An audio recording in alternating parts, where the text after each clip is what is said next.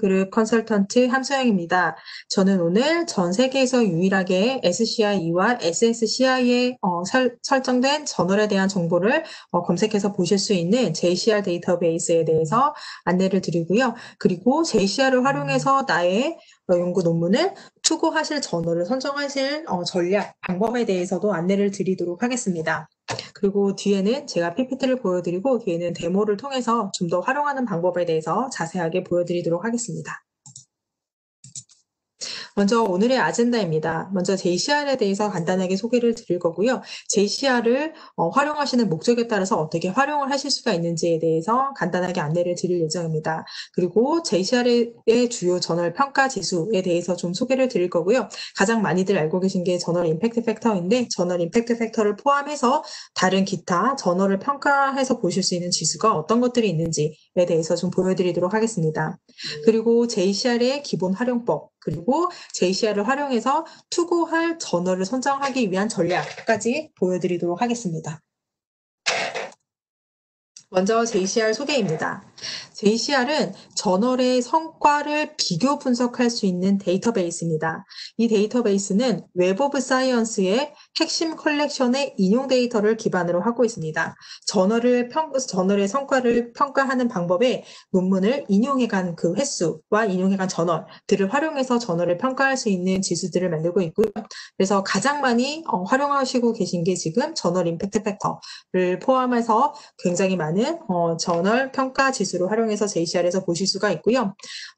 매년 새로운 버전의 JCR을 발표를 하고 있습니다. 2020년도에 발표된 JCR은 가장 최신이 되고요. 2019 JCR로 부르고 있습니다. JCR은 웹 오브 사이언스 코어 컬렉션을 기반으로 하고 있지만 그 중에서도 특히 SCI와 SSCI 두 개의 색인에 대해서 저희가 정보를 제공을 해드리고 있습니다. JCR의 활용 목적에 따라서 활용 방법에 대해서 보여드리도록 하겠습니다. 보통 학회, 출판사, 에디터분들도 JCR을 많이 활용하고 계시고요. 도서관에 계신 선생님들도 JCR을 많이 활용을 하고 계십니다. 그리고 가장 많이 활용하시는 분들은 연구자분들이신데요. 먼저 학회, 출판사나 에디터를 지금 하고 계신 분들 같은 경우에는 우리 저널과 지금 우리가 출판하고 있는 저널과 같은 연구 분야에 있는 저널들을 비교 분석을 하실 수가 있으시죠. 그래서 어떤 지수가 우리 저널이 좀 높은지 아니면 경쟁사가 어떤 지수가 높은지 이런 것들을 좀 전략적으로 활용을 해서 보실 수가 있으시고요. 그리고 도서관에 계신 선생님들 같은 경우에는 세상에 나와 있는 모든 저널을 다 이렇게 구독하시기는 아무래도 비용적인 면에서 굉장히 힘든 일이기 때문에 어떤 저널을 우리가 구독을 해야 되는지 그 구독 저널을 상대적으로 비교 분석을 해서 선정하실 수 있는 그런 가이드, 데이터로 활용을 하실 수가 있으십니다. 그리고 기관의 학과나 또는 연구자들의 논문에 대한 성과를 그 중에 기준의 하나로 어떠한 저널에 투고가 되어서 실렸는지 그리고 그 저널에 대해서 그 저널을 평가하는 지수들을 가지고 또다시 논문을 한 번 더 평가할 수 있는 연구 성과를 평가할 수 있는 그런 자료로도 활용하실 수 있으십니다. 그리고 연구자분들 같은 경우에는 가장 많이 활용하시는 게 내가 연구한 이 연구 성과를 어떤 저널에 투고할지 그 투고 저널을 선정하는 전략을 활용하실 수 있는 그런 자료로 활용하실 수가 있으시고요. 만약에 A라는 연구자분이 계셨을 때 우리 연구 분야, 예를 들어서 머티리얼 사이언스에서 어떤 특정 분야다라고 했을 때 그 분야에 전 세계에 있는 모든 저널을 알기라는 힘들고 특히 JCR에 들어있는 모든 저널을 다 알고 있기란 힘들 수가 있습니다. 그래서 특정 분야에서 저널을 선정을 하셔가지고 이렇게 투고하실 저널을 어떤 저널에다 할지 이런 것들을 저널 선정 전략을 위한 자료로 활용을 해서 보실 수가 있으시고요. 과제 성과 분석을 위해서 내 논문이 게재된 저널을 분석하실 때도 많이 활용하실 수가 있으십니다. JCR에서 제공을 해드리고 있는 주요 저널 평가 지수입니다. 가장 유명한 저널 임팩트 팩터부터 설명을 드리도록 하겠습니다. 먼저 저널 임팩트 팩터를 보시면은 제가 앞에서 가장 최근에 발표된 2020년도에 발표된 JCR은 2019년도 저널 JCR입니다. 이렇게 말씀을 드렸습니다.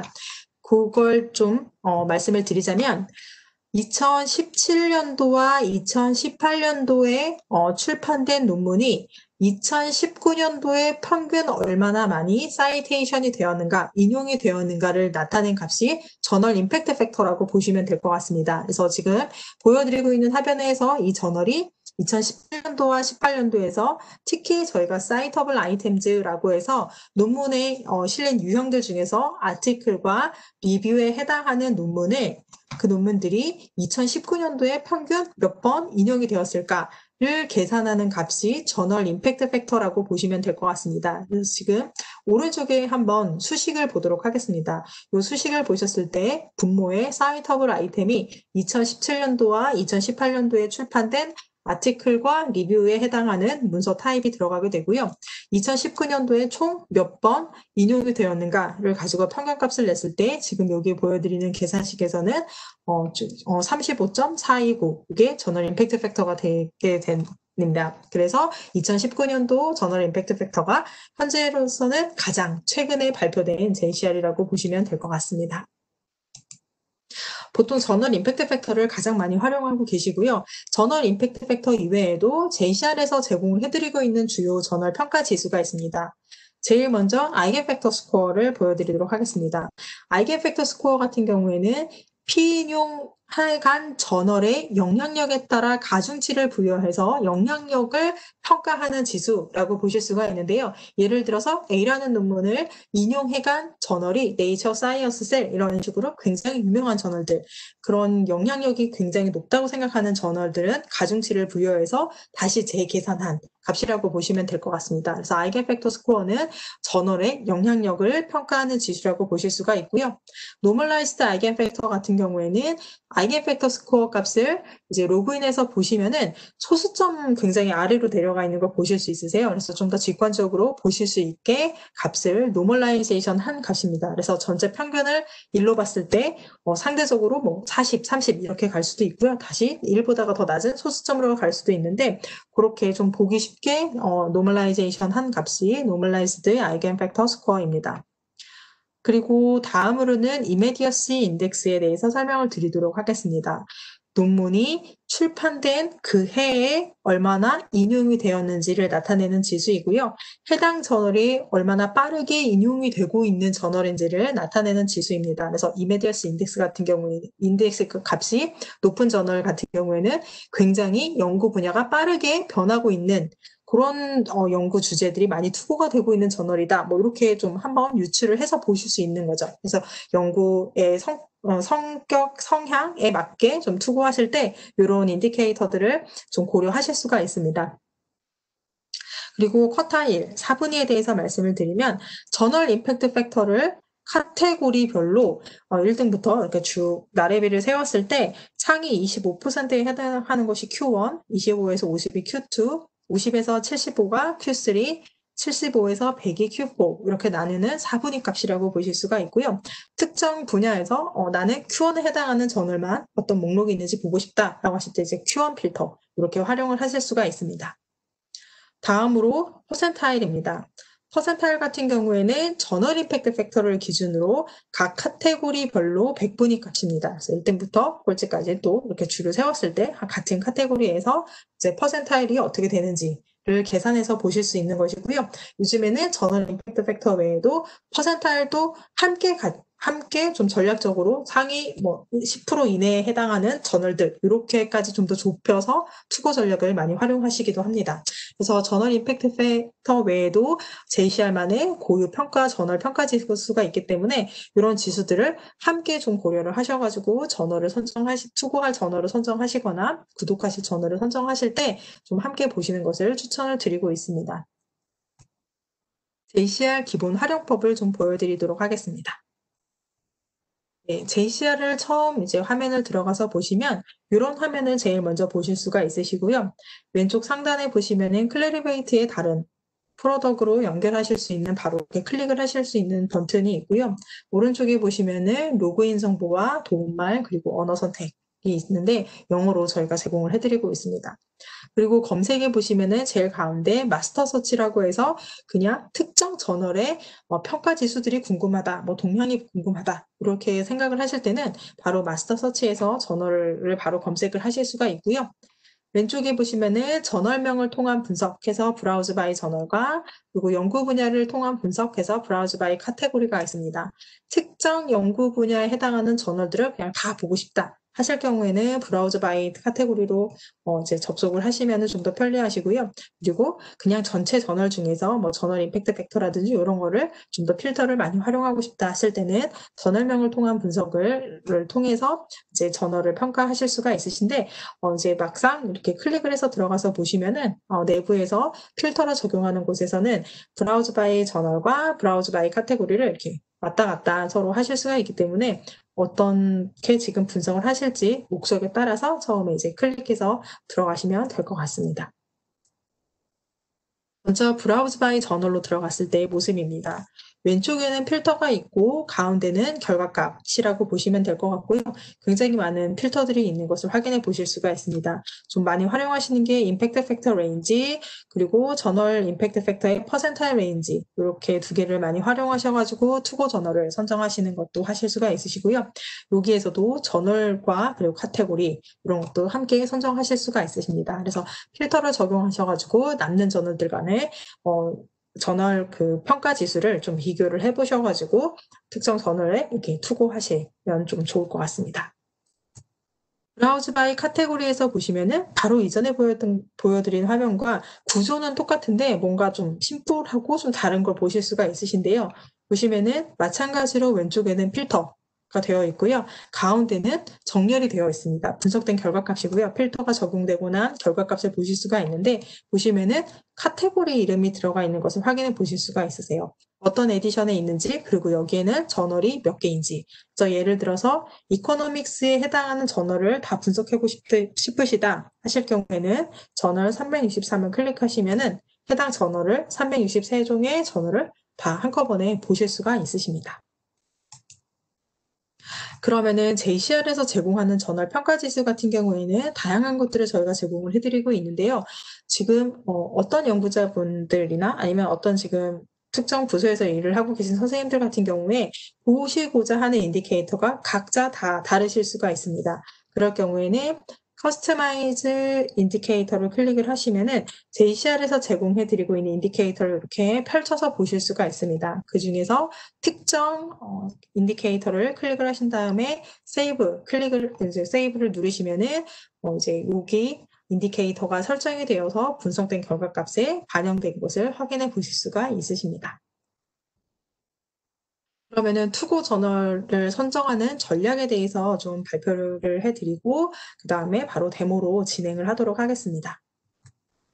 먼저 저널 임팩트 팩터를 활용해서 저널 투고 전략을 가장 많이 활용을 하고 계십니다. 제가 앞에서 브라우즈 바이 저널로 들어갔을 때는 필터가 좀 더 화려하고 좀 많이 활용하시는 게 임팩트 팩터 레인지를 많이 활용하신다고 말씀을 드렸는데요.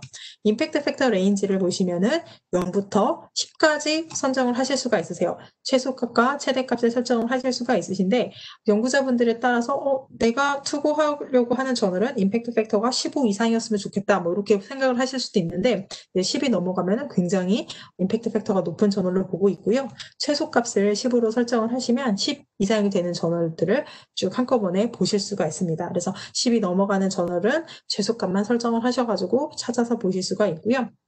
그리고 여기 지금 JCR에 들어있는 SCI 이 전체 저널이라고 하시기보다는 보통 연구 분야를 설정을 하십니다. 그래서 셀렉트 카테고리에 가셔서 특정 연구 분야 복수를 선정을 하실 수도 있으시고요.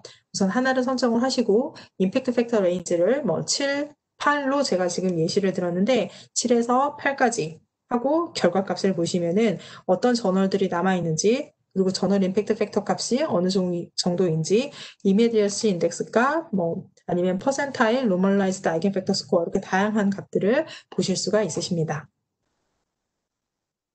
그러면은 저널 임팩트 팩터 레인지를 정하고 인디케이터를 좀 더 붙여서 저널 투고 전략하는 거에 대해서 좀 보여드리도록 하겠습니다. 먼저 보시면은 이메디어스 인덱스는 제가 앞에서 설명을 드렸는데 논문이 출판된 해에 인용된 논문의 평균값, 인용된 해에 인용의 평균값이라고 보시면 되고요. 얼마나 빠르게 해당 저널에 투고된 논문들이 출판된 논문들이 빠르게 인용이 되고 있는지 볼 수 있는 인디케이터라고 보시면 될 것 같습니다. 그래서 내 연구 성과는 좀 더 빠르게 환경이 변하는, 연구 분야가 굉장히 빠르게 변화하고 있는 그런 저널, 그런 논문이 많이 실리는 저널에 투고하고 싶다라고 하실 경우에는 이메디어스 인덱스 값을 좀 더 가중치를 좀 두고 선정을 하시면 좋을 것 같고요. 아이겐팩터 스코어와 노멀라이즈드 아이겐팩터 스코어는 하나의 값이라고 봤을 때 피인용된 저널의 영향력에 따라 가중치를 부여한 영향력 평가 지수로 아이겐팩터 스코어가 높다라고 했을 때는 좀 더 영향력이 높은 저널이다. 이렇게 좀 생각을 하시면 좋을 것 같습니다. 그래서 저는 아이겐팩터 스코어보다가는 노멀라이제이션이 된 노멀라이즈드 아이겐팩터 스코어를 주로 많이 보고 있습니다.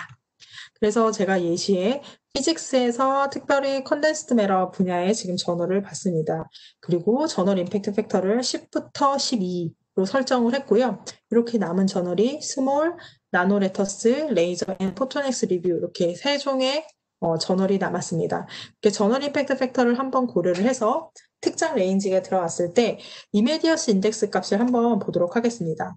이메디어스 인덱스 값을 한번 보시면은 제일 높은 저널은 가장 밑에 있는 저널입니다. 저널 임팩트 팩터 값은 높지만 이메디어스 인덱스 값은 상대적으로 제일 높은, 좀 더 빠르게 회자되고 있는, 인용이 되고 있는 논문들이 많이 투고되는 저널이구나 이렇게 보실 수가 있으시고요. 여기 보시면은 아이겐팩터 스코어는 소수점으로 되어 있어서 숫자가 비교가 그렇게 어렵지는 않지만 아무래도 노멀라이제이션이 된 값을 보시면은 굉장히 크게 좀 직관적으로 보실 수가 있으신데 노멀라이즈드 아이겐팩터 스코어를 한번 보도록 하겠습니다. 저널 임팩트 팩터는 두 번째에 있었지만 나노레터스 같은 경우에는 노멀라이즈드 아이겐팩터 스코어가 굉장히 압도적으로 높은 것을 확인해 보실 수가 있으시고요.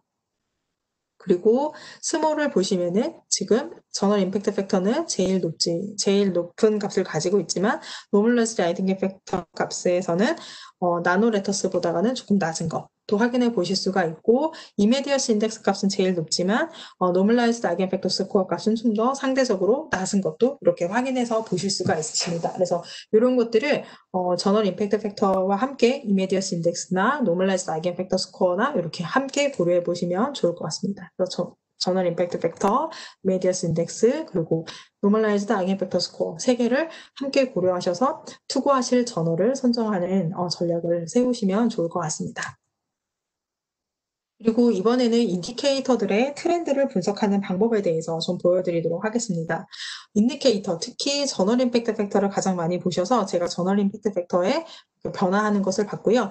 머터리얼 사이언스에서 특별히 멀티디스플리너리 분야에서 저널 임팩트 팩터가 3부터 5 사이에 해당하는 저널입니다. 지금 보시면은 보라색 저널을 좀 보시면 2015년도에는 가장 높게 6이 좀 넘는 저널 임팩트 팩터 값을 보이는 것을 보실 수 있는데 시간이 흐를수록 점점 낮아지다가 2019년 JCR에서는 살짝 좀 높아진 걸 확인해 보실 수가 있습니다. 그리고 지금 진한 파란색을 보시면은 이 청록색을 보시면은 2015년도에는 3점 정도에서 계속 높아지는 것도 확인해 보실 수가 있고요. 근데 2017년도부터는 좀 값이 비슷하게 크게 변화가 없는 것도 확인해 보실 수가 있으십니다. 그리고 연한 파란색 같은 경우에는 비슷한 값을 유지하다가 2019년도 가장 최근에는 지금 저널 임팩트 팩터 값이 오히려 더 떨어진 것도 확인해 보실 수가 있습니다. 그리고 좀 눈에 띄게 보이시는 게 빨간색에 해당하는 그래프 값입니다. 요 저널에 해당하는 경우에는 2015, 16, 17년도에는 없다가 2018년도에 갑자기 등장을 했지만 굉장히 높게 거의 5에 가까운 저널 임팩트 팩터 값을 보였고 올해에는 5점이 넘어간 것도 이렇게 보실 수가 있습니다. 그래서 어떤 특정 저널에 논문을 투고하시려고 하실 때 저널 임팩트 팩터가 어떻게 트렌드가 지난 5년, 10년 동안 어떻게 변화했는지를 좀 보시고 앞으로의 저널 임팩트 팩터 값을 정확하게 알 수는 없지만 좀 더 유추해 보실 수 있는 거죠. 점점 저널 임팩트 팩터 값이 떨어지고 있는 저널인지 아니면 점점 올라가고 있는 저널인지 아니면은 그 값을 비슷하게 유지하고 있는 저널인지 이런 거에 따라서 아무래도 투고를 하고 논문이 출판되었을 때 저널 임팩트 팩터 값이 조금 더 높은 저널에 실리게 되면 더 좋은 거기 때문에 그런 것도 같이 함께 고려하시면 좋을 것 같습니다. 네, 그리고 연구 키워드를 활용한 저널 검색입니다. 이거 같은 경우에는 웹 오브 사이언스를 함께 이제 구독하고 계신 경우에 활용을 하실 수가 있으시고요. 특정 이제 키워드 검색을 하실 수가 있는 거죠. 내 연구 키워드가 어떤 저널에 투고가 될까? 이런 거를 궁금해 하실 때는 웹 오브 사이언스에서 키워드, 특정 키워드 지금 제가 코비드19로 검색을 한 거고요. 코비드19로 검색을 했을 때 여기에서 보시면은 뭐 하일리 사이티드 페이퍼나 핫 페이퍼에 해당하는 논문만 선택을 해서 이런 논문은 특정 출판사, 어느 저널에서 저 논문이 나왔을까 확인해 보실 수도 있으시고요. 결과 분석을 하셔서 어떤 저널들에서 논문이 실렸는지 이런 거를 키워드 단위로 검색을 해서 보실 수가 있습니다. 그래서 어떤 저널에 논문이 많이 실렸는지를 확인을 해 보신 다음에 저널의 제목을 다시 JCR에서 검색을 하셔서 여러 개를 검색을 하셔가지고 같이 비교 분석을 하실 수 있으니까 같이 검색을 하셔가지고 특정 저널들의 또 저널 임팩트 팩터 그리고 뭐 다른 기타 인디케이터를 함께 이제 고민을 하셔가지고 투고하실 저널을 선정하는 방법도 있습니다. 지금 웹 오브 사이언스를 활용해서 함께 JCR을 가지고 투고 저널을 선정하는 전략, 네 번째 전략 같은 경우에는 제가 데모에서는 보여드리지는 않을 예정이고요. 이렇게 PPT에서만 보여드리도록 하겠습니다. 그러면 제가 데모로 넘어가도록 하겠습니다.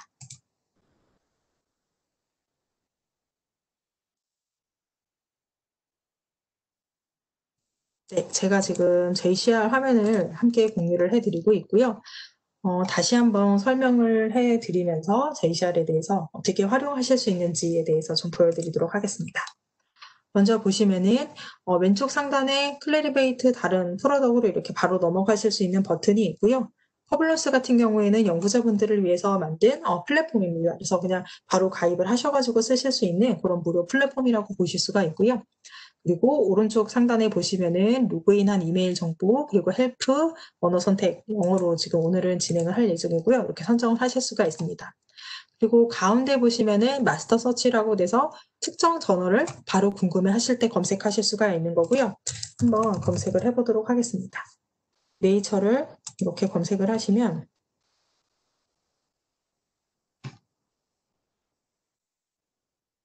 네, 지금 제가 네이처 저널을 지금 검색한 화면을 같이 보여드리고 있는데 저널의 프로필 페이지로 바로 넘어가서 저널을 분석한 값들을 이렇게 한꺼번에 확인해서 보실 수가 있습니다.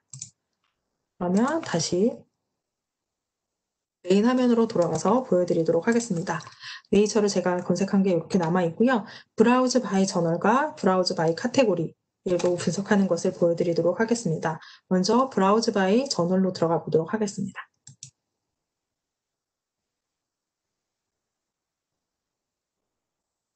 네, 브라우즈 바이 저널로 들어가시면은 왼쪽에는 필터, 가운데는 결과값 이렇게 되는 것을 확인해 보실 수가 있으시고요.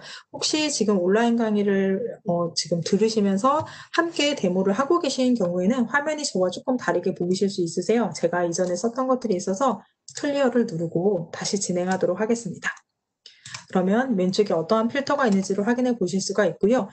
뷰 타이틀 체인지라고 해서 느낌표가 있는데 여기를 클릭해서 보시면 저널들이 이름이 변경되는 경우들이 있습니다. 그래서 그런 경우에는 이렇게 변경되었다는 정보를 이렇게 함께 제공을 해드리고 있습니다. 그리고 셀렉트 저널 여기에서 바로 예를 들어서 네이처 사이언스 이렇게 선정을 하실 수가 있으세요. 그래서 제가 웹 오브 사이언스를 혹시 구독하고 계신 기관에서는 함께 사용하실 수도 있습니다라고 말씀드린 게 거기에서 논문이 많이 출판이 된 저널들을 여기에서 검색을 하셔가지고 JCR에 있는 경우에는 함께 인디케이터를 검색해서 보실 수가 있습니다. 이거 다시 닫고요. 그리고 저널을 선정하실 수가 있는 거, 그리고 카테고리를 선택을 하실 수가 있습니다. 카테고리 같은 경우에는 저희가 두 가지 타입을 제공을 해드리고 있고요. 웹 오브 사이언스 카테고리와 ESI 카테고리를 제공해드리고 있습니다. ESI 카테고리 같은 경우에는 연구 분야의 대분류라고 보실 수가 있는데요. 그래서 크게 22개의 연구 분야로 되어 있고요. 웹 오브 사이언스 카테고리 같은 경우에는 연구 분야의 소분류라고 보실 수가 있습니다. 그래서 ESI에서는 피직스라고 되어 있는 것이 웹 오브 사이언스 카테고리 같은 경우에는 피직스인데 컨덴스드 매러인지 어플라이드인지 아니면 파티클 피직스인지 이런 것들을 좀 세분화된 것을 보실 수가 있고요. 지금 현재는 스쿨비로 아는 걸로 봐서 웹 오브 사이언스 카테고리가 기본적으로 되어 있습니다. 그리고 이전에 JCR, 해당하는 것들도 선정을 하셔가지고 보실 수가 있으시고요. 그리고 에디션이 SCIE인지 SSCI인지 둘 중에 하나만 이제 검색을 하실 수도 있으시니까 이것도 선정을 하실 수가 있습니다. 그리고 오픈 액세스, 누구에게나 보게 된 논문이 실린 그런 저널이고요. 지금 여기에서 오픈 액세스는 모든 저널이 오픈 액세스인 거를 이렇게 선택을 하실 수가 있습니다. 그리고 카테고리는 웹 오브 사이언스로 하실지 아니면 ESI로 하실지 여기서 카테고리를 선정하실 수가 있으시고요. 그리고 쿼타일 같은 경우에도 Q1, Q2, Q3, Q4 중에 특정 필터만 사용하시겠다라고 하실 수가 있습니다. 그리고 특정 출판사도 검색하실 수가 있으시고요. 특정 국가에서 나오는 저널도 보실 수가 있습니다. 그리고 가장 많이 활용하시는 임팩트 팩터 레인지랑 어버리지 저널 임팩트 팩터 퍼센타일 레인지를 이렇게 활용하실 수가 있고요. 제가 필터 설명은 지금 다 드렸습니다. 그러면 가장 중요한 어떤 인디케이터를 설정해서 보실지에 대해서 좀 보여드리도록 하겠습니다. 지금 보시면 저랑 화면이 좀 다르게 보이실 수 있으세요. 풀 저널 타이틀이 되어 있고요. 토탈 사이테이션만 이렇게 되어 있습니다.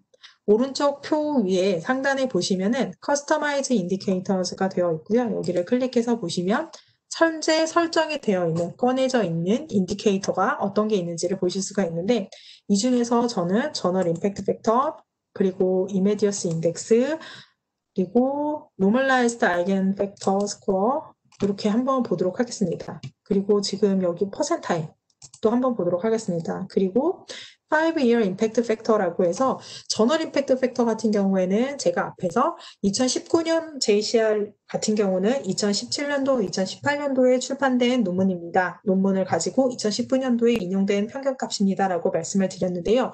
특정 연구 분야 같은 경우에는 좀 인용이 되는데 시간이 좀 걸리는 연구 분야가 있을 수 있습니다. 예를 들어 뭐 수학 같은 경우도 좀 아무래도 좀 시간 텀이 좀 길게 인용이 되는데 시간이 걸리게 되는데 그럴 경우에는 5-year impact factor라고 해서 2018, 17, 16, 15, 14년도 그래서 5개년도에 출판된 논문이 2019년도에 얼마나 많이 인용이 되었을까를 5-year impact factor라고 부르고 있고요. 이거까지 한번 꺼내서 세이브 버튼을 눌러보도록 하겠습니다. 그러면은 이렇게 인디케이터가 다양하게 설정이 된 것을 보실 수가 있고요. 저널 임팩트 팩터 순으로 지금 나래비를 세웠다고 보시면 되고요.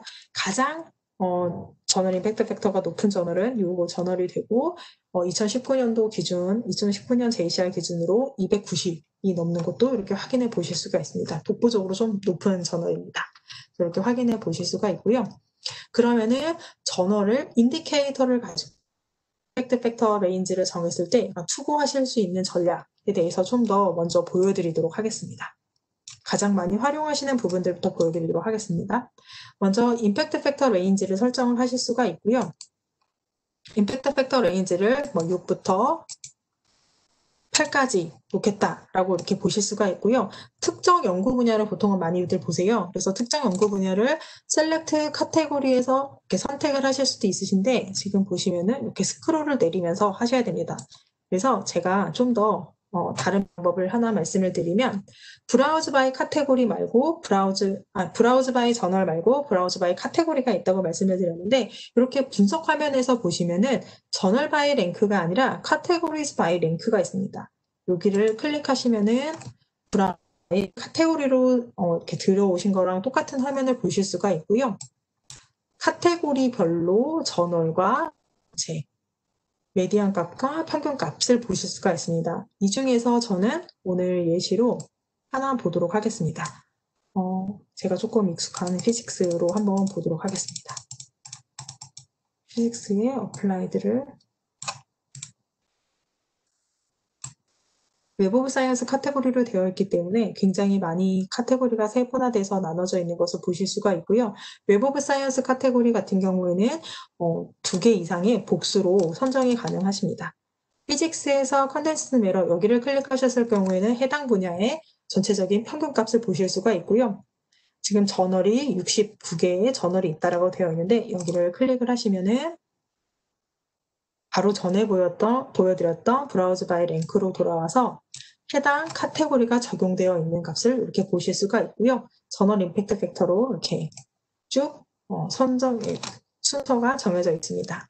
그래서 임팩트 팩터를 제가 한번 6부터 8까지 해서 서밋을 해보도록 하겠습니다. 이렇게 해서 보시면은 저널 임팩트 팩터가 6에서부터 8까지에 해당하는 저널들을 이렇게 보실 수가 있고요. 저널 임팩트 팩터 값을 이렇게 비슷비슷하게 되어 있는 저널들인데 과연 저널 임팩트 팩터 값 이외에 이메디어스 인덱스라든지 노멀라이즈드 아이겐팩터 스코어를 함께 고려하셨을 때 투고하실 저널을 선정하실 수가 있는 거죠. 지금 제가 6부터 8까지를 봤는데 지금 제일 낮은 것과 높은 것이 약 1 정도 저널 임팩트 팩터 값이 차이가 나는 것을 보실 수가 있고요. 그런데 보시면은 저널 임팩트 팩터 값은 제일 낮지만 노멀라이즈드 아이겐팩터 스코어 같은 경우에는 월등히 높은 것도 보실 수가 있고요. 세 번째 해당하는 악스 포토닉스 같은 경우도 거의 6에 가까운 노멀라이즈드 아이겐팩터 스코어 값을 가지는 것을 확인해 보실 수가 있습니다. 그래서 이메디어스 인덱스, 노멀라이즈드 아이겐팩터 스코어, 저널 임팩트 팩터를 함께 고려하셔가지고 좀 보시는 것을 추천을 드리고 있고요. 여기 있는 저널들 중에서 이렇게 4개에 해당하는 이렇게 한번 해보도록 하겠습니다. 이렇게 4개에 해당하는 저널을 트렌드로 한번 비교 분석을 해보도록 하겠습니다. 이렇게 선정을 하시고 컴퓨터 하시면 이렇게 저널을 서로 분석을 하실 수 있는 페이지로 넘어가게 됩니다. 그래서 쿼타일로 보실지 트렌드로 보실지를 보실 수가 있고요. 쿼타일을 선택하셨을 경우에는 하나의 JCR 연도를 선택하실 수가 있으시고요. 그리고 매트릭스, 인디케이터를 여러 개를 선택하실 수가 있는데 Shift나 컨트롤 키를 누르셔서 이렇게 다중으로 선택하실 수가 있고요. 서밋 버튼을 누르시면 해당 저널들이 쿼타일이 지금 제가 선택한 인디케이터에서 어디에 해당하는지 값을 보실 수가 있습니다. 그러면 트렌드를 보여드리도록 하겠습니다. 트렌드를 클릭하시면은 이렇게 팝업 창이 하나 뜨게 되고요. OK를 누르시면 이번에는 트렌드를 보실 경우에는 하나의 인디케이터를 복수 연도를 보실 수가 있으세요. Shift 키를 누르셔서 2015년부터 이렇게 5개 연도를 한번 보도록 하겠습니다. 5개 연도를 선택을 했고요. 그리고 매트릭은 저널 임팩트 팩터로 해서 서밋을 해보도록 하겠습니다. 지금 보시면은 굉장히 좀 많이 바뀐 걸 보실 수가 있는데 제일 저는 눈에 띄는 것은 진한 보라색입니다. 진한 보라색은 여기 해당하는 저널이고요. 저널 임팩트 팩터 값이 제일 높게 나왔었습니다. 지금 2015년도에는 저널 임팩트 팩터 값이 없는 이유가 당시에 JCR에 들어오지 않았거나 아니면은 2015년도를 계산하기 위해서는 14년도, 13년도 이렇게 출판된 논문이 필요한데 그 연도수가 뭐 2014년도부터 출판된 저널이라든지 이런 것들이 있을 수가 있습니다. 그래서 보시면은 처음 2016년도에 처음 JCR에 등장했을 때는 저널 임팩트 팩터 값이 굉장히 높았다가 조금 더 높아졌다가 조금씩 떨어지는 추세가 있는 것을 확인해 보실 수가 있고요. 그리고 여기 연한 악스 포토닉스라는 저널을 보시면은 2015년도에 5점에서 그리고 2016년도에는 약 6.7, 6.8 조금씩 올라가다가 2019년도에 조금 떨어진 것을 확인해 보실 수가 있는데 2016년도부터 2019년도에는 이 악스 포토닉스에 해당하는 저널 같은 경우에는 좀 크게 저널 임팩트 팩터 값이 크게 변동은 없는 것을 확인해 보실 수가 있고요.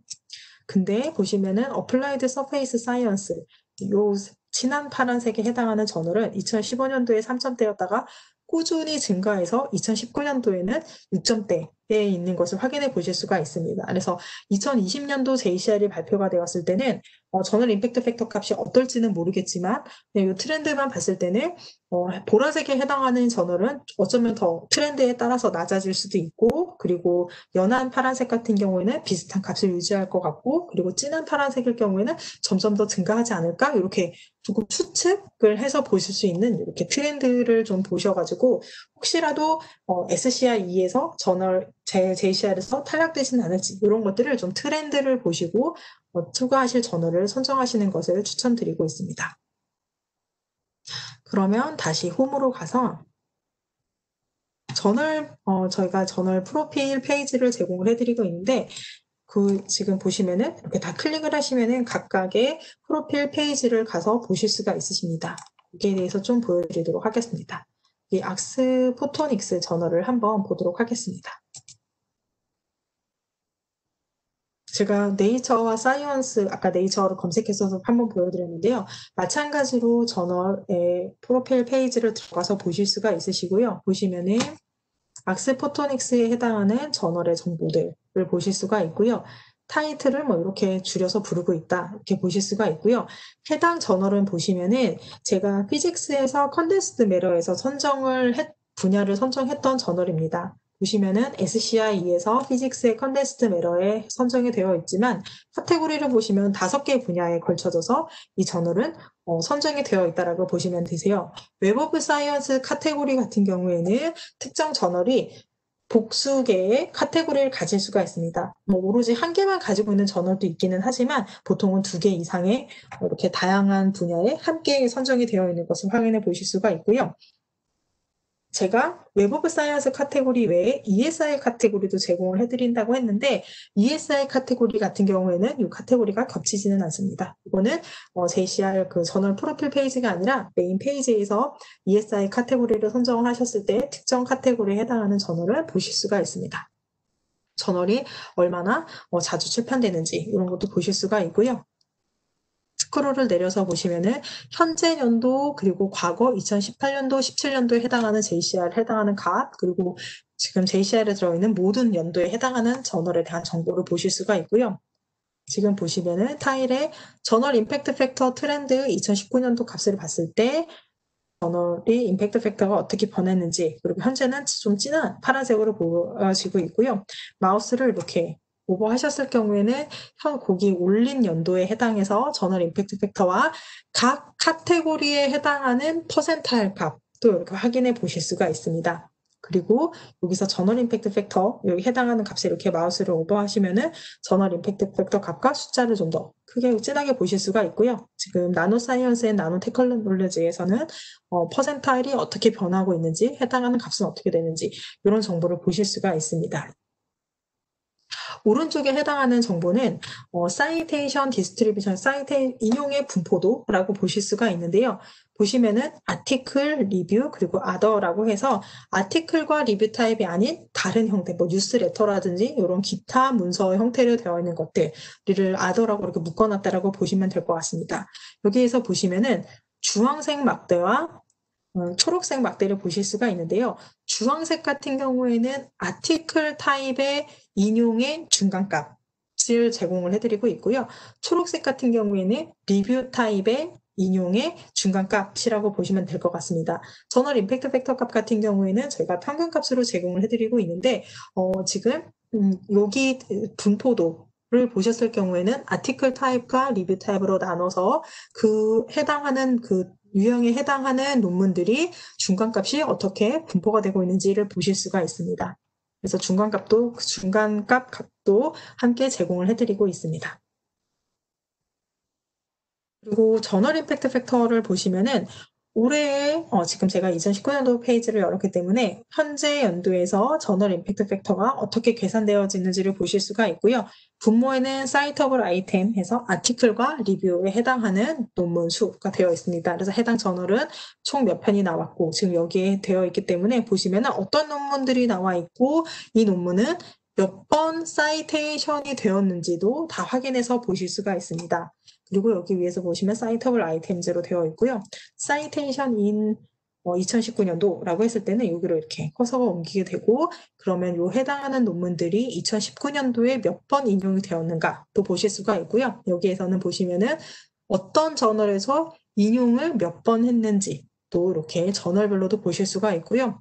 쇼5를 해서 보실 경우에는 저널에 이렇게 클릭하시면 저널의 특정 논문이 어떤 것들을 인용했었는지까지 수가 있습니다. 그래서 논문 단위로까지도 확인해 보실 수가 있고요. 익스포트를 하셨을 경우에는 다운로드까지 받으실 수가 있습니다. 그리고 저널 소스 데이터 2019라고 해서 2019년도에 이제 출판된 논문, 해당 저널의 논문이 이제 아마 미래에 계산이 될 건데 그 소스 데이터를 보실 수가 있고요. 그리고 보시면은 키 인디케이터라고 해서 사이테이션이나 기타 저널 임팩트 팩터 아니면 제가 JCR에서 제공을 해드리고 있는 기타 인디케이터들이 굉장히 많습니다라고 말씀을 드렸는데 그 인디케이터들의 트렌드 값도 여기에서도 확인을 해서 보실 수가 있습니다. 하나의 저널에 대해서 그 저널 페이지에서 이렇게 보실 수가 있고요. 그리고 매트릭 트렌드를 여기에서 그래프로 바로 확인해 보실 수가 있습니다. 그래서 특정 저널이 지금 악스 포토닉스라는 저널 페이지를 보고 있고요. 저널의 임팩트 팩터가 어떻게 변하고 있는지 이런 것들도 이 저널 페이지에서 보실 수가 있기 때문에 특정 저널에 대해서 궁금하시다라고 하셨을 경우에는 마스터 서치에서 그냥 저널을 검색을 하시거나 아니면은 분석하시는 도중에서도 궁금하실 때는 이렇게 저널명을 클릭을 하시면 이렇게 해당 페이지로 넘어오게 됩니다. 그래서 거기에 대한 값을 이렇게 보실 수가 있고요. 올해에는 JCR의 오픈 액세스와 관련된 것이 좀 보강이 됐다라고 보시면 되는데 강화가 된 거죠. 그래서 오픈 액세스에 대한 정보가 들어가 있는 것을 확인해 보실 수가 있고요. 오픈 액세스 같은 경우에도 골드 타입인지 아니면 기타 다른 타입인지에 따라서 이렇게 나눠져 있는 것을 보실 수가 있고 지금 오픈 액세스 같은 경우에는 조금 저널 임팩트 팩터라든지 다른 인디케이터를 계산하는 값과는 조금 다르게 출판이 2017부터 19년도까지를 같이 보고 있습니다. 그냥 논문 수를 다 같이 보고 있고요. 거기에서 아이템이 몇 편이 이렇게 오픈 액세스 중에서 어떤 등급을 가지고 있는지도 보실 수가 있고요. 그리고 사이테이션 값까지 해서 두 가지 타입에 대해서 값을 확인해 보실 수가 있습니다. 그리고 컨트리뷰션 바이 컨트리 앤 저널 같은 경우에는 해당 저널의 논문을 봤을 때 어떤 국가에서 많이 썼는지 를 보실 수가 있고요. 기관명을 가지고도 특정 어떤 기관에서 이 저널에 논문을 많이 실었는가, 기여를 많이 했는가에 대해서도 이렇게 값을 보실 수가 있으십니다. 그리고 보시면은 저희가 소스 데이터 외에도 박스 플롯을 이렇게 클릭을 하셨을 때는 박스 플롯을 보실 수가 있으세요. 박스 플롯에 대해서 좀 설명을 드리도록 하겠습니다. 박스 플롯을 설명을 드리면 지금 이 악스포토닉스 같은 경우에는 6.864의 저널 임팩트 팩터를 가지고 있고요. 지금 보시면은 여기 까맣게 길게 줄이 되어 있는 것이 해당 저널의 저널 임팩트 팩터 값이라고 보시면 됩니다. 근데 박스 플롯을 5개를 제공을 해드리고 있는 이유는 각 카테고리별로 박스 플롯을 제공을 해드린다라고 보시면 되세요. 그래서 여기 지금 해당 저널은 어디에 지금 값이 있고 지금 오른쪽에 보시면은 미니멈 값과 맥시멈 값이 어떻게 계산되어져 있는지를 확인해서 보실 수가 있습니다. 그래서 어디에 위치해 있고 어떤 지금 분야에서는 이 저널이 어디에 저널 임팩트 팩터가 위치해 있는지를 좀 눈으로 쉽게 확인해 보실 수가 있으십니다. 그리고 랭크도 보시면은 악스 포토닉스는 각 카테고리에서 보시면 지금 제가 피직스, 어플라이드, 피직스 컨덴스드 메러였는데 혹시 앞에서 카테고리에서 이렇게 피직스 컨덴스드 메러 선택했던 거를 혹시 기억하실까요? 보시면은 제가 69종의 저널이 있다라고 말씀을 드렸는데 69개의 저널 중에서 저널 임팩트 팩터 기준으로 15위에 해당하는 저널이었고 이 저널은 이 분야에서 Q1이다. 그리고 저널 퍼센타일 값은 78.986이 된다. 이렇게 보여지고 있는데 이것도 마찬가지로 박스 플랫과 마찬가지로 카테고리별로 값을 다 이렇게 보여드리고 있습니다. 지금 보시면은 악스 포토니스라는 저널은 나노사이언스 앤 나노테크놀로지에서는 103개의 저널 중에서 26번째에 해당하고 쿼타일이 Q2에 있는 것도 확인해 보실 수가 있고요. 그래서 보시면은 쿼타일이 값이 달라지는 거를 이렇게 확인해서 보실 수가 있습니다.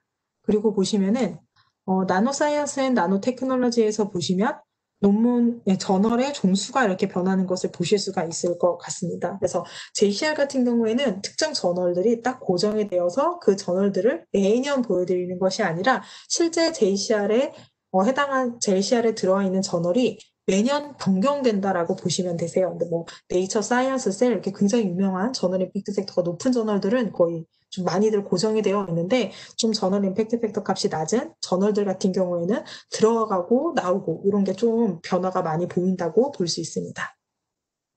그래서 이런 것도 함께 확인을 해주시면 좋을 것 같고요.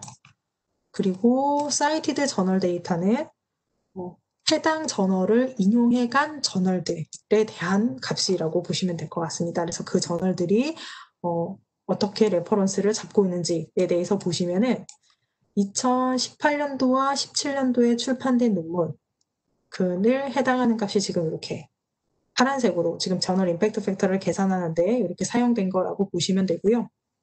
그리고 여기 회색으로 되어 있는 것이 지금 보시면은 값이 여기에 지금 이름이 있는지 제가 한번 확인해 보겠습니다. 이게 이름이 뭐 약간 한국말로 했을 때는 약간 반감기 뭐 이런 식으로 표현이 되어 있는데 거기 얼마나 출판이 최근에 된 논문들이 인용이 되고 있는지를 보시면 될 것 같아요. 그거라고 보시면 될 것 같고요. 사이팅 데이터 같은 경우에는 해당 저널이 인용을 한 레퍼런스를 한 거죠. 그래서 포토닉스의 저널을 가지고 분석을 했더니 해당 논문들은 굉장히 과거의 논문들을 당연히 인용을 했겠죠. 아무래도 그러면 봤을 때 평균적으로 봤더니 중간값이 약 2015년도와 14년도에 해당하는 출판된 논문들을 좀 많이 인용을 했구나. 그래서 여기 위치가 앞으로 올수록 최근 논문을 좀 많이 인용하는 저널이라고 보시면 될 것 같고요. 그리고 이게 위치가 좀 뒤로 갔을 때는 좀 과거에 있는 것들도 아직까지 많이 인용하고 있는 저널. 이렇게 좀 보시면 될 것 같습니다. 그리고 저널 릴레이션즈를 보시면 사이팅 그리고 사이티드 데이터가 있습니다. 그래서 포토닉스에 해당 여기 나온 논문을 인용해간 저널들과 포토닉스가 인용해온 참고 문헌으로 한 저널들 간의 관계라고 보시면 될 것 같고요. 이렇게 보시면은 이렇게 클릭을 하실 때마다 이렇게 좀 값이 달라지는 것 그리고 해당 저널들의 저널 임팩트 팩터 값까지 이렇게 확인해 보실 수가 있습니다. 그래서 저널들 간에 어떤 관계가 있는지 이걸 보시면은 서로 어떤 저널들이 좀 인용을 많이 하고 있나 이런 것들도 좀 보실 수가 있으십니다.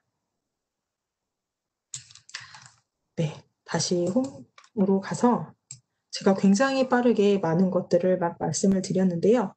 혹시 질문이 있으시면 질문을 받도록 하겠습니다. 네, 감사합니다. 컨서트님. 지금 사전에 접수된 질문이 조금 있어서 몇 가지 좀 질문을 드리겠습니다. 첫 번째 들어온 질문입니다. 혹시 분자와 분모값에 임상 네. 인내 논문 형식도 검토 대상에 들어갈까요? 라는 질문이 있었습니다. 분모 잠시만요. 제가 요거 란스에서 하나 클릭해서 같이 한번 보여드리도록 하겠습니다. 여기 분모의 사이터블 아이템즈를 말씀을 하신 것 같은데 이 사이터블 아이템즈 같은 경우에는 딱 아티클과 리뷰에 해당하는 타입만 가지고 계산이 된다라고 보시면 될 것 같습니다. 네, 제가 질문을 네, 감사합니다. 그리고 두 번째 질문은 사실 항상 저희가 검색이나 이런 제이시를 이용할 때 들어온 질문인데요. SCI와 SCI 이제 완전히 통합된 게 맞나요? 라는 질문입니다. 네, 맞습니다. 여기에 저희가 연초에 1월에 통합이 됐고요. 기존에는 그 과학 분야에서 이제 SCI라는 색인이 따로 있고 SCI-E라는 색인이 이제 나중에 개발이 돼서 좀 SCI가 먼저 나오고 SCI가 이렇게 뒤따라가는 것처럼 보였었는데 이렇게 시간이 흐르면서 굉장히 훌륭한 저널들도 많이 나오고 이제 서로 왔다 갔다 하는 거를 봤을 때 SCI-E에 해당하는 저널들도 이미 너무 훌륭한 저널들이 많고 SCI에 해당하는 저널도 훌륭한 저널이 많다라고 저희가 판단을 해서 그냥 SCI에 해당하는 것을 SCI-E로 다 같이 통합을 해서 이제는 하나의 SCI-E로만 발표를 하고 있습니다. 네, 감사합니다. 오늘 굉장히 적극적인 분들이 많아요. 질문이 상당히 많습니다. 저희가 여러분 오늘 다 다루지 못한 내용들은 추가적으로 답변을 별도로 드릴 수 있도록 하니까요. 이 점 남겨주시고요. 지금 들어온 질문 중에 3가지만 더 받도록 하겠습니다. 다음 질문은 JCR의 임팩트 팩터 리스트에서 엑셀 파일을 반출할 때 퍼블리셔의 정보를 함께 익스포트할 수 있는 방법은 없나요? ISSN을 추가해서 마스터 저널리스트의 웹사이트의 엑셀 파일과 비교해서 함수로 추가하는 방법밖에는 현재는 찾을 수 없다고 하시네요. 네, 우선은 여기에서 지금 다운로드 받으시는 것을 의미하시는 것 같습니다. 여기에서 지금 현재 저널 임팩트 팩터 값과 이렇게 다운로드 받으실 경우에는 지금 여기에 보시면 여기에 지금 보여드리고 있는 인디케이터와 함께 다운로드를 받으실 수가 있고요. 여기에서는 퍼블리셔에 대한 정보는 제공을 해드리지는 않고 있습니다. 네, 감사합니다. 또 이어서 질문이 있는데요. 네. 저널의 사이티드 할프라이프와 박스 플롯에 대해서 설명해 주실 수 있을까요? 라는 질문입니다. 아, 네, 요거는 제가 오늘 강의 도중에 설명을 드렸는데 어떤 추가 질문이 혹시 있으신 건지를 좀 말씀해 주시면 좋을 것 같습니다. 네. 일단은 요 부분까지가 질문이었는데요. 저희가 추가적으로 네, 질문이 있으시면은 채팅방을 통해서 남겨주시면 저희가 추가 답변 드리겠습니다. 네, 다음 질문입니다. 네, 저널별로 예를 들어 내가 오늘 투고했다고 하면 저널에서 acceptance letter가 올 때까지, 즉 투고 네. 후 배제 기간을 대략적으로 알 수 있는 정보가 있을까요? 저희가 실은 JCR에서 그런 정보는 알 수는 없고요. 그리고 연구자분들이 많이들 알고 계시겠지만 어떤 이제 매뉴스크립트에 따라서는 1년이 걸릴 수도 있는 거고 아니면 굉장히 빠르게 억셉이 되고 빠르게 퍼블리시가 되는 그런 성향도 있을 수가 있기 때문에 저희가 그 저널 특성 그리고 연구한 내용의 특성에 따라서 굉장히 많은 변수들이 존재하는 거라서 우선은 JCR 플랫폼에서는 알 수 있는 방법은 없는 것 같습니다. 근데 이제 혹시 웹 오브 사이언스를 구독을 하고 계신다면 좀 사이테이션이 많이 되고 있는 논문이라든지 이런 것들을 조금 보실 수가 있으신데 그냥 JCR에서는 저널에 대한 정보만 가지고 있기 때문에 그런 정보는 확인은 해서 보실 수는 없으십니다. 네, 감사합니다. 이어서 질문이 조금 더 있어서 괜찮으실까요? 저희 네, 그 저널 임팩트 팩터 10 이상을 검색 네. 필터에서도 설정할 수 있을까요? 라는 질문이 있습니다. 네. 지금 여기에서 제가 다시 한번 보여드리도록 하겠습니다. 현재는 제가 어떠한 필터도 적용하지 않은 클리어를 한 내용이고요. 제가 이거를 설명을 안 드렸던 것 같은데 클리어 버튼을 누르셨을 경우에는 초기 단계로 세팅이 된다라고 보시면 되고요. 특정 필터를 적용하실 때는 서밋 버튼을 꼭 눌러주시면 될 것 같습니다. 저널 임팩트 팩터는 1부터 최소값을 1부터 10까지 넣으실 수가 있고요. 최대값도 마찬가지로 0부터 10까지 넣으실 수가 있습니다. 10 이상이 되는 전원을 보여드리면 그냥 최소값을 10으로 넣으신 다음에 서밋을 하셨을 경우에는 보시면은 이제 전월들이 남아있는 것을 보실 수가 있으신데요. 굉장히 전월 임팩트 팩터가 높은 것부터 지금 스크롤을 끝까지 내려보도록 하겠습니다. 그러면은 10이 살짝 넘는 전월들까지 이렇게 보실 수가 있는데 지금 311개의 전월이 남아있는 것을 보실 수가 있고요. 보통 이제 연구자분들이 10 이상이 되는 저널 모두에다 투고를 하시지는 않고요. 보시면은 뭐 온클로즈드 있을 수가 있고 프로시팅즈 오브 더 I라고 해갖고 여기서 아마 전기전자 분야에 해당하는 저널도 있을 수가 있기 때문에 이렇게 설정을 하신 다음에는 셀렉트 카테고리를 선정을 하셔가지고요. 내가 연구하고 있는 분야가 어디다라고 보실 때 요거는 예시로 그냥 한번 보여드리도록 하겠습니다. 예를 들어서 제가 조금 자세하게 나와 있는 걸 케미스트리로 한번 보도록 하겠습니다. 케미스트리에서 어플라이드와 그리고 어널리티컬과 어플라이드 그리고 멀티디스플리너리다 이렇게 필터 3개 연구하는 분야가 이렇게 겹치실 수가 있으니까 이렇게 하고 서밋 버튼을 누르시면은 이제 10 이상이 되는 저널들이 남아있는 것을 보실 수가 있는데 제가 3개의 연구 분야를 했을 때 20종에 해당하는 저널들만 이렇게 남아있는 것을 확인해 보실 수가 있어서 미니멈 값과 그리고 카테고리까지 같이 선정을 하시면은 아무래도 보여드리는 저널 수가 좀 작아지기 때문에 선택하시기가 좀 수월하실 것 같습니다. 네, 감사합니다. 저희 사실은 여기서 질문을 맞춰야 되는데 너무 질문들이 많으셔서 제가 네, 조금만 네. 더 갖도록 하겠습니다.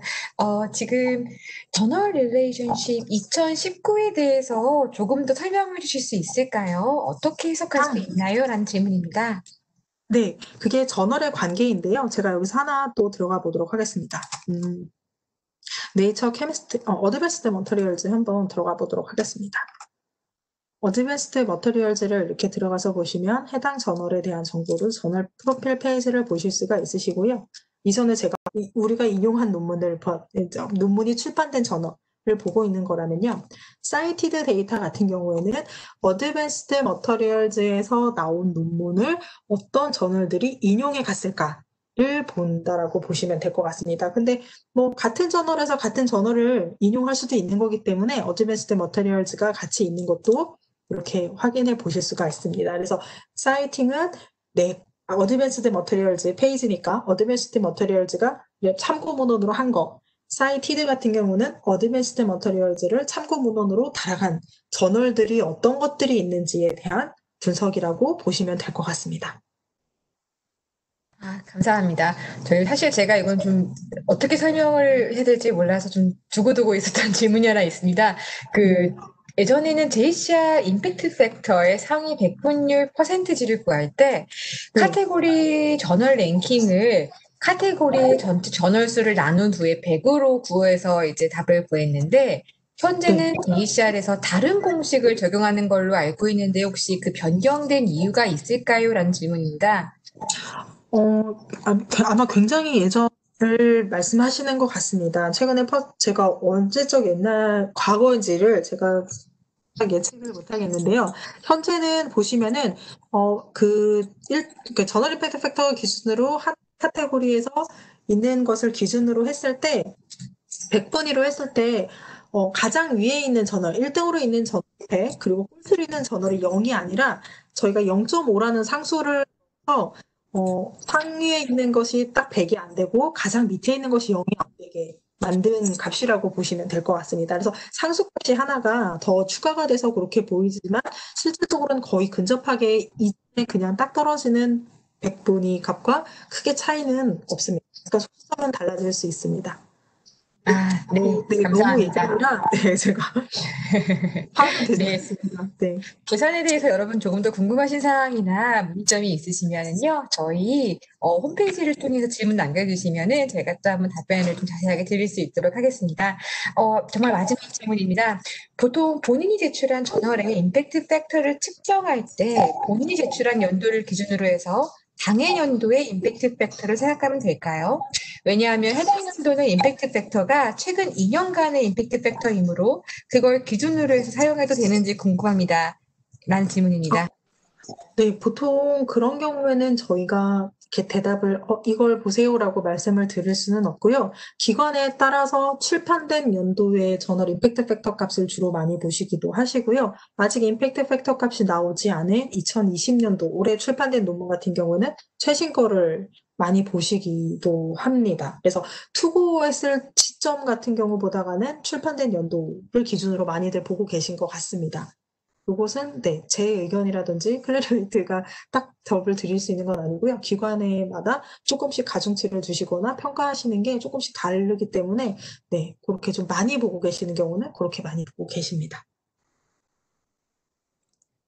네, 감사합니다. 제가 오늘 준비되어 있는 시간은 여기까지입니다. 여러분 오늘 굉장히 적극적으로 참여해 주시고 많은 관심을 보내주셔서 정말 감사드립니다. 언제까지도 저희가 좀 계속 있고 싶긴 하지만 질문을 한정된 이 상황상 더 이상 받을 수 없는 점은 좀 양해해 주시고요. 추가적인 질문이 있으신 경우에는 이메일이나 저희 홈페이지를 통해서 질문 남겨주시면 감사하겠습니다. 네, 그럼 오늘로 이것으로 JCR 강의를 모두 마치도록 하겠습니다. 감사합니다. 네, 감사합니다.